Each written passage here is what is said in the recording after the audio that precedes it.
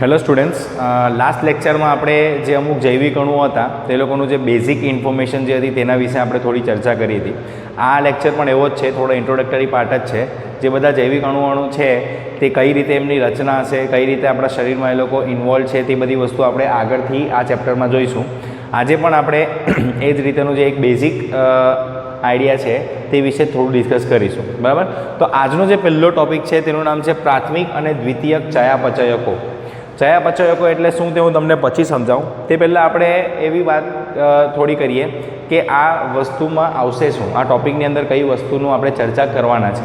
આપણે જોઈએ તો કેમિસ્ટ્રીની વાત કરીએ, રસાયણ વિજ્ઞાન અથવા જૈવ રસાયણિક વિજ્ઞાન જેને આપણે બાયોકેમિસ્ટ્રી કહીએ, એની સૌથી મોસ્ટ ફેસિનેટિંગ વસ્તુ જે કહેવાય કે સૌથી ઇન્ટરેસ્ટિંગ વસ્તુ કઈ હોય તો જે અલગ અલગ પદાર્થો રહેલા છે તે પદાર્થોની અંદર કયા કયા કેમિકલ સંયોજનો, રાસાયણિક સંયોજનો આવેલા છે તે વસ્તુ શોધવી, બરાબર. એનું રચના કઈ રીતે તે શોધવી, અને જો પોસિબલ હોય તો આપણે એ પોતાની રીતે આપણે બનાવી શકીએ, એટલે એનું સંશ્લેષણ કરી શકીએ. તે આ બધી વસ્તુ જે છે તે જે રસાયણિક વિદ્યા છે તેની અંદર સૌથી ઇન્ટરેસ્ટિંગ કામોમાંનું એક કામ છે. આપણે ઓલરેડી આગળ ચર્ચા કરી ગયા છે આ જ ચેપ્ટરમાં, જે એનો પહેલો લેક્ચર હતો તેમાં, કે કઈ રીતે આપણે અલગ અલગ સંયોજનો જે છે તેનું એક્સ્ટ્રેક્શન કરીએ, કઈ રીતે એને છૂટા પાડીએ, અને એની અંદર પછી આપણે એનું એનાલિસિસ કરીએ, પૃથક્કરણ કરીએ કે કયા કયા સંયોજનો છે.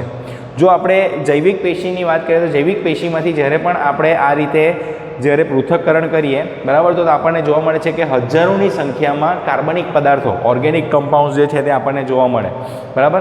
જો આપણે પ્રાણી પેશીઓની વાત કરીએ તો પ્રાણી પેશીઓમાંથી જે આવા બધા સંયોજનો છૂટા પડે તેમાંથી જે સૌથી વધારે જોવા મળતા અણુઓ કયા છે? પ્રોટીન, કાર્બોહાઈડ્રેટ, લિપિડ અને ન્યુક્લિક એસિડ. ચારની આપણે થોડે ઘણે અંશે ચર્ચા ઓલરેડી કરી છે આગલા લેક્ચરોમાં, બરાબર.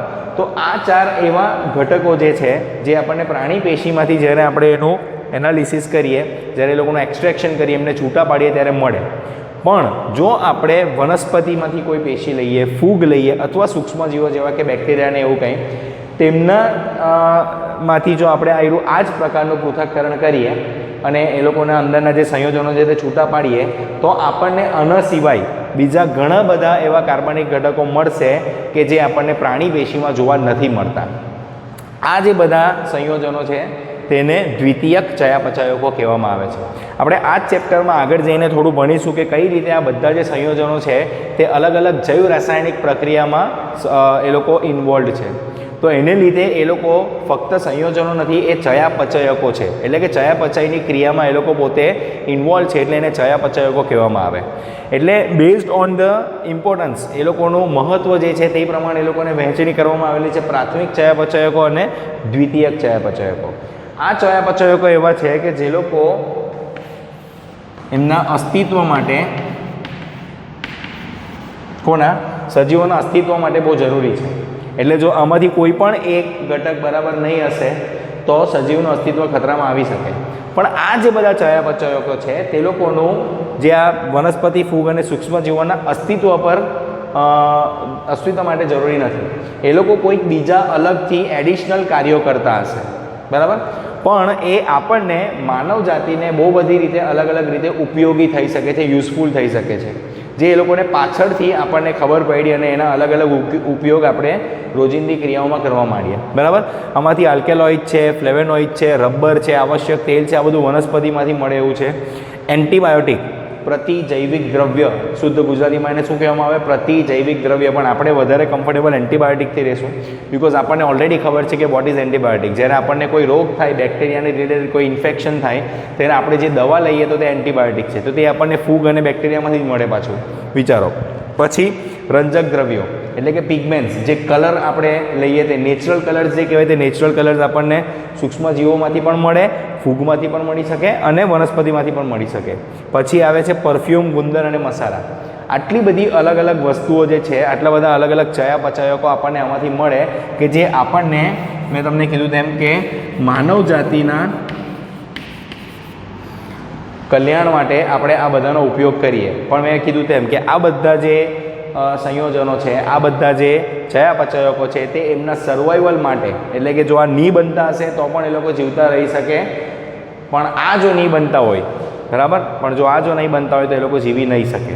અને આ બધા પ્રાથમિક ચયાપચયકો પણ વનસ્પતિ, ફૂગ અને સૂક્ષ્મજીવોમાં તો હશે જ, પણ એના સિવાયના બીજા હજારોની સંખ્યામાં અલગ અલગ ચયાપચયકો અલગ અલગ સંયોજનો આપણને વનસ્પતિ ફૂગ અને સૂક્ષ્મજીવોમાંથી મળે કે જે લોકો જેમ જેમ એના પર સંશોધન ને એ બધું થતું ગયું તેના પરથી ખબર પડતી ગઈ કે માનવ કલ્યાણને માટે ઘણી બધી અલગ અલગ રીતે ઉપયોગી થઈ શકે છે. આપણે બધાને ખબર છે કે રબર કેટલું ઉપયોગી છે, એન્ટીબાયોટિક જેના વગર અત્યારે દુનિયામાં કોઈને ચાલી નહીં શકે એવું છે, ગુંદર, પરફ્યુમ, મસાલા, સ્પાઇસીસ જે આપણે ખાઈએ તે બધું એમાંથી મળે. તો તે બધા દ્વિતીયક ચયાપચયકો છે. તો આ પણ કશે ને કશે જૈવ અણુઓની સાથે સંકળાયેલા છે, એટલે આ ટોપિક આપણે આની અંદર ડિસ્કસ કર્યો. બરાબર. હવે આપણે આગળ વધીએ અને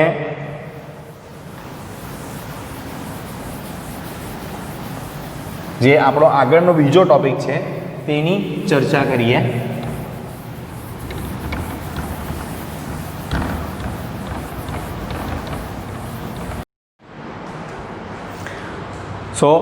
હવે પછીનો જે ટોપિક છે તેનું નામ છે બૃહદ જૈવ અણુઓ. આપણે પહેલાં લેક્ચરમાં ચર્ચા કરેલી હતી કે જે સજીવ પેશી જે છે તે જીવંત પેશીની અંદરથી આપણે કોઈક જે કેમિકલ કમ્પાઉન્ડ એક્સટ્રેક્ટ કરવા હોય એને છૂટા પાડવા હોય તો આપણે કઈ રીતે અલગ અલગ ટેકનિક યુઝ કરેલી હતી. તેમાં જે એસિડવાળી ટેકનિક જે સૌથી પહેલી હતી કે જેમાં આપણે ટિશ્યુને ગ્રાઇન્ડ કરીએ, બરાબર, અને એમાંથી પછી એસિડ એડ કરીને એને એમાંથી જે ઘટકો છૂટા પડે તેનું પૃથક્કરણ કરીએ, એનાલિસિસ કરીએ. તો આપણને એમાંથી જે એસિડ દ્રાવ્ય અને એસિડ અદ્રાવ્ય એવા બે ભાગ મળતા હતા. તો એસિડ દ્રાવ્યમાં જે આપણને મળેલા જેટલા પણ ઘટકો હતા એના, બરાબર, એમાં જેટલા પણ સંયોજનો કે અણુઓ હતા તો તે લોકોનો અણુભાર કેટલો હતો? 18થી માંડીને 800 ડાલ્ટન સુધીનો એ લોકોનો અણુભાર હતો. પણ જ્યારે આપણે એનાલિસિસ એટલે પૃથ્થકરણ કર્યું એસિડ અદ્રાવ્ય પાર્ટનું, તો એમાંથી આપણને છે ને 4 અલગ અલગ પ્રકારના સંયોજનો મેજરલી જોવા મળ્યા. બરાબર. તો તે છે પ્રોટીન, પોલિસેકેરાઇડ એટલે કે કાર્બોદિત પદાર્થો, ન્યુક્લિક એસિડ અને લિપિડ. આ 4 વસ્તુઓ આપણને મુખ્યત્વે જોવા મળી. આમાંથી આપણે લિપિડને બાદ કરીએ, લિપિડને અપવાદમાં મૂકીએ તો બાકીના જેટલા પણ આ સંયોજનો છે, 3 સંયોજનો, તે 3 સંયોજનોનું જે અણુભાર જે છે તે 1000 ડાલ્ટનથી પણ વધારે છે. અહીંયા ડાલ્ટન એટલે કે અણુભારનો એકમ છે. કોઈ અણુનું વજન કેટલું હોઈ શકે, એનો ભાર કેટલો હોઈ શકે તેના રિલેટેડ એ એકમ છે. એટલે અણુ કેટલો મોટો છે તે એના પરથી ખબર પડી શકે. તો જેટલો પણ એસિડ દ્રાવ્ય ભાગ હતો, એસિડ દ્રાવ્ય ભાગમાં આપણને 1800થી 800 ડાલ્ટનની વચ્ચેના જ બધા અણુઓ મળશે. જ્યારે એસિડ અદ્રાવ્ય ભાગમાં આપણે લિપિડને ખાલી વાત કરીએ તો પ્રોટીન, પોલિસેકેરાઇડ અને ન્યુક્લિક એસિડ, આ જે 3 હતા તે બધાનું જે અણુભાર છે તે 1000થી વધારે છે. તો આ પ્રમાણે જેટલા પણ જે જૈવ અણુઓ જે છે આપણે જે કહીએ એટલે કે એવા રસાયણો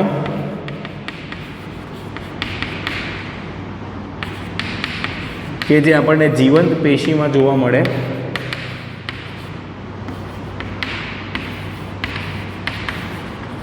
એ લોકોને આપણે એ લોકોના અણુભારના આધારે 2 અલગ અલગ વર્ગમાં વહેંચી શકીએ. એક છે બૃહદ જૈવ અણુ અને બીજા સૂક્ષ્મ જૈવ અણુઓ. સૂક્ષ્મ જૈવ અણુઓ નામ પરથી જ ખબર પડે, સૂક્ષ્મ એટલે એવા છે કે જે લોકોનું વજન એમનું અણુભાર 1000 ડાલ્ટનથી ઓછું છે. બરાબર. અને આ જે બૃહદ જૈવ અણુઓ છે એ લોકોનું 1000 ડાલ્ટનથી વધારે છે. એ લોકોનું હજારોથી લાખો ડાલ્ટન સુધીમાં પણ આવી શકે. બરાબર. કોનું? આ બૃહદ જૈવ અણુઓનું. તો આ જે 3 છે પ્રોટીન, પોલિસેકેરાઇડ અને ન્યુક્લિક એસિડ, તે બધા બૃહદ જૈવ અણુઓમાં આવે. બરાબર. અને બાકીના જે આપણને આ એસિડ દ્રાવ્ય પાર્ટમાં મળતા હતા તે બધા કેવા છે? સૂક્ષ્મ જૈવ અણુમાં આવે. હવે આપણે આમાંથી એમ વાત કરી કે લિપિડને કેમ આપણે અપવાદમાં મૂકીએ, અને જો લિપિડ જો એ બૃહદ અણુ નથી તો પછી કેમ એ એસિડનો અદ્રાવ્ય ભાગ છે તેની અંદર છૂટું પડે? તો આપણે એક વસ્તુ ધ્યાનમાં રાખવી જોઈએ કે લિપિડ એ એક એવું સંયોજન છે કે જે આપણને કોષમાં મુક્ત સ્વરૂપે તો જોવા મળે જ, બરાબર, પણ એની સાથે સાથે કોષનું જે કોષરસ પટલ જે આપણે કહીએ તે અને અલગ અલગ જે અંગિકાઓ છે તે અંગિકાઓના પટલની રચનામાં, બરાબર, એ પટલની રચનામાં પણ જોવા મળે. તો જ્યારે આપણે પેલું પેશીને ગ્રાઇન્ડ કરતા હોઈએ, બરાબર, ખલદસ્તાની અંદર આપણે એને જ્યારે ઘસીને વાટીને એની અંદરથી જે અણુઓ છે તે બધા છૂટા પાડવાની ટ્રાય કરતા હોઈએ તે ટાઈમે આ જે પટલો છે તે બધા પટલ કેવા થશે? એ લોકો તૂટી જશે. આ જે બધા પટલ તૂટી જાય તે લોકો પછી શું કરે? પુટિકા બનાવે. એ કેમ પુટિકા બનાવે? કારણ કે પાણીમાં અદ્રાવ્ય હશે. જો પાણીમાં દ્રાવ્ય હતે તો એ પછી પુટિકા નહીં બનાવી શકે, પણ એ પાણીમાં અદ્રાવ્ય છે એટલે આ જે બધા તૂટેલા જે લિપિડના અણુઓ છે તે બધા શું બનાવશે? પુટિકા બનાવી દે છે. અને આ પુટિકા જે છે તે પેલા ફિલ્ટર જે આપણે હતું તેમાંથી બહાર નહીં નીકળી શકે, એટલે જ્યારે છૂટા પડે ત્યારે એસિડ અદ્રાવ્ય ભાગમાં છૂટા પડે. પણ આપણે એ લોકોના અણુભાર પ્રમાણે જોવા જઈએ તો આ લિપિડ જે છે, બરાબર, તો લિપિડ એ સૂક્ષ્મ અણુમાં આવશે.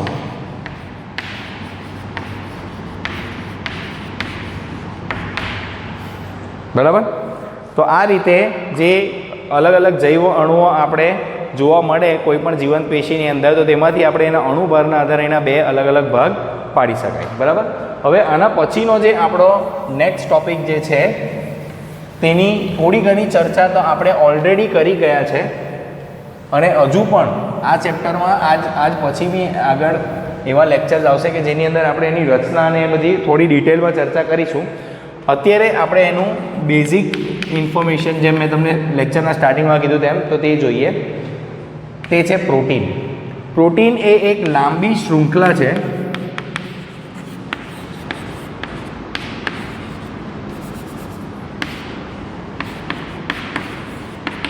જે કોની બનેલી છે? એમિનો એસિડની.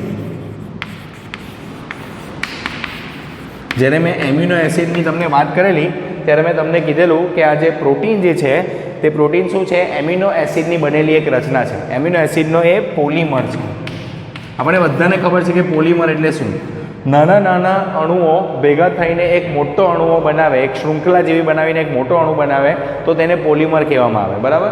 તો આ પ્રોટીન શામાંથી બને છે? એમિનો એસિડમાંથી. હવે એમિનો એસિડની આપણે વાત કરીએ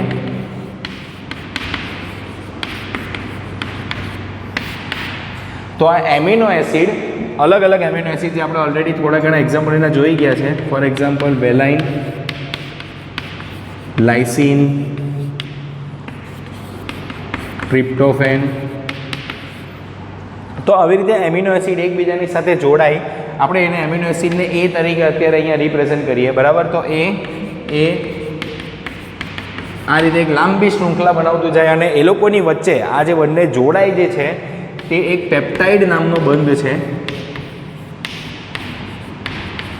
તેનાથી એ લોકો જોડાશે. એટલે આ જે શૃંખલા છે ને તેને પોલીપેપ્ટાઇડ શૃંખલા પણ કહેવામાં આવે. શું કહેવામાં આવે? પોલીપેપ્ટાઇડ શૃંખલા. પોલી એટલે એક કરતાં વધારે, પેપ્ટાઇડ એટલે પેપ્ટાઇડ બંને માટે, અને શૃંખલા તો આપણને ખબર જ છે કે શૃંખલા એટલે શું? એક ચેઇન જેવું સ્ટ્રક્ચર રચના હોય તે. તો આ રીતે એમિનો એસિડ જે છે તે અલગ અલગ આ રચના બનાવે. બરાબર.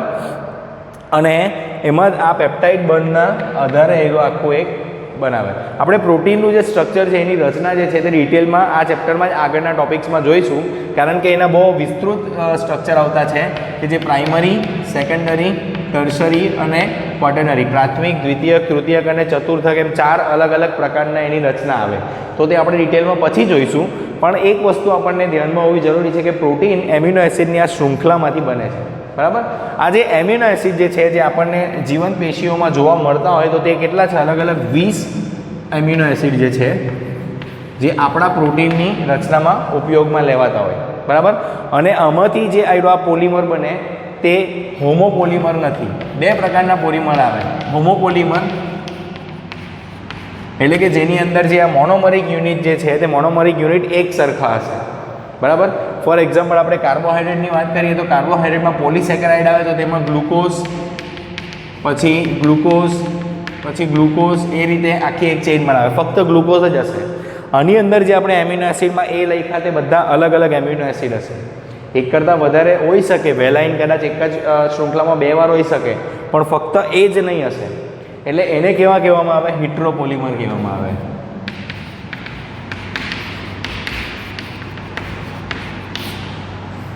બરાબર. તો આ જે પ્રોટીન જે છે તે હિટ્રોપોલિમર છે. એ આપણે મેં તમને કીધું તેમ કે નેક્સ્ટ જ્યારે આપણે એની ચર્ચા કરીશું ડિટેલમાં ત્યારે હું તમને એક્ઝેક્ટ બતાવીશ કે કઈ રીતે હોય. અને એમાં જે 20 એમિનો એસિડ આવે એમાંથી અમુક એમિનો એસિડ એવા હોય કે જે આપણને આપણા પોષણમાંથી એટલે આપણા ખોરાકમાંથી મળે. તો આવા જે એમિનો એસિડ હશે જે ફક્ત આપણને આપણા ખોરાકમાંથી મળે તેને કહેવામાં આવે આવશ્યક એમિનો એસિડ.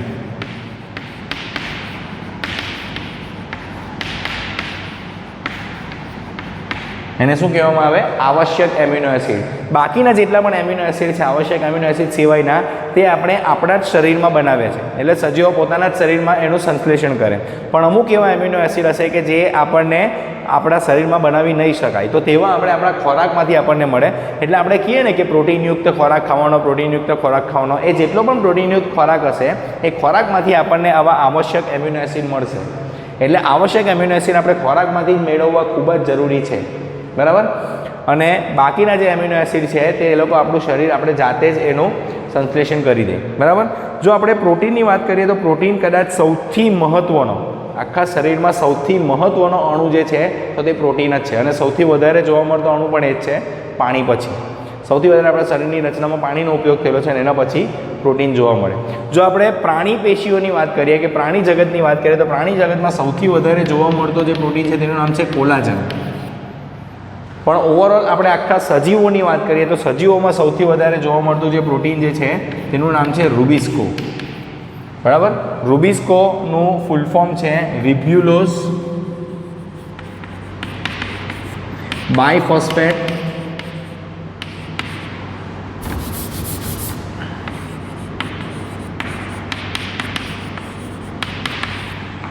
કાર્બોક્સાઇલેઝ ઓક્સિજનેઝ.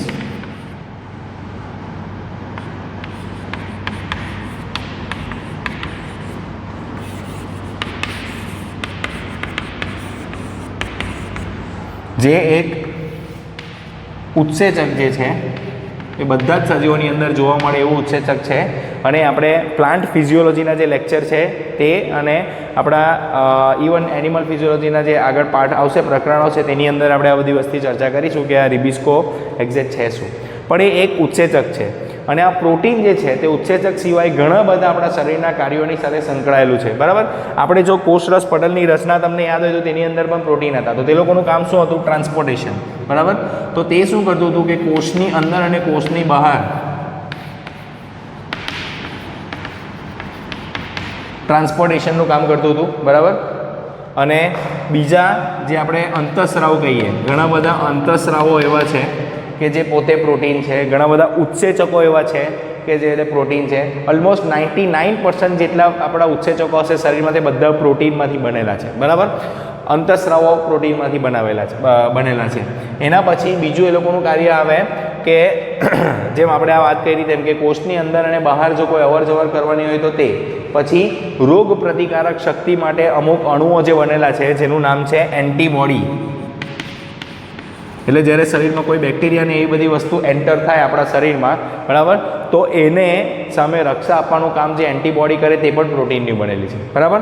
તો હવે આપણે બાકીના જે અમુક અણુઓ જે છે તેનો થોડો બેઝિક ઇન્ફોર્મેશન હજુ આપણે જોઈશું આગળના લેક્ચરોમાં. અને બધા જેમ કે પ્રોટીન છે, ન્યુક્લિક એસિડ છે અને પોલિસેકેરાઇડ છે, એ લોકોની રચના કઈ રીતે આવેલી છે, બરાબર.